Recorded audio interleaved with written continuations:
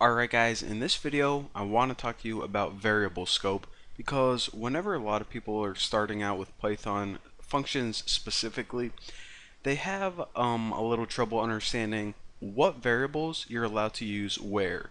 So I'm going to show you guys the very basic rules of variable scope. It's going to be really easy and save you guys a lot of trouble. So let's make a simple variable called a and set it equal to, I don't know, any number you want. Set it equal to anything you want, number, string, who cares.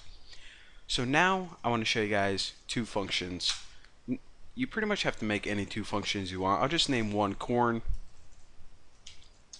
and they're going to do the same exact thing. They're going to print a, so print out a number,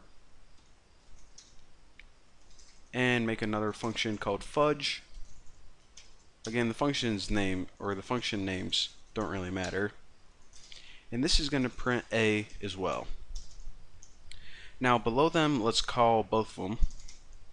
So corn and fudge. Alright, so pretty simple program right now. And whenever you run it, we can see they both print out the number, they both work properly. So the first rule of what variables your functions are allowed to use is this. If the variable is created outside the function and above it, your function can access that variable.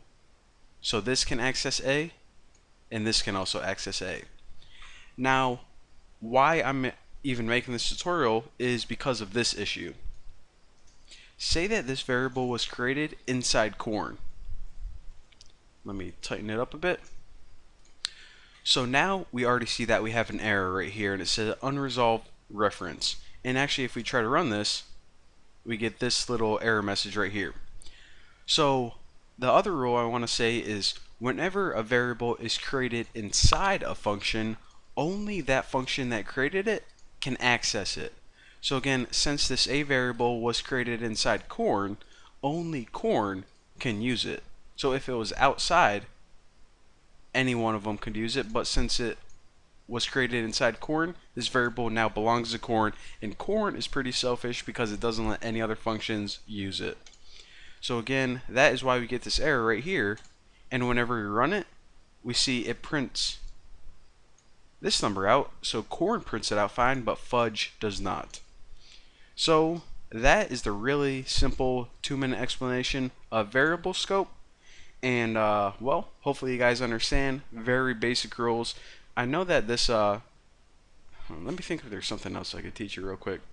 Alright, well, I want to teach you guys about like keyword arguments and this thing called like unknown amount of arguments, but it's gonna take a little while, so I'll just save it for the next video. But anyways, thanks for watching. See you next time.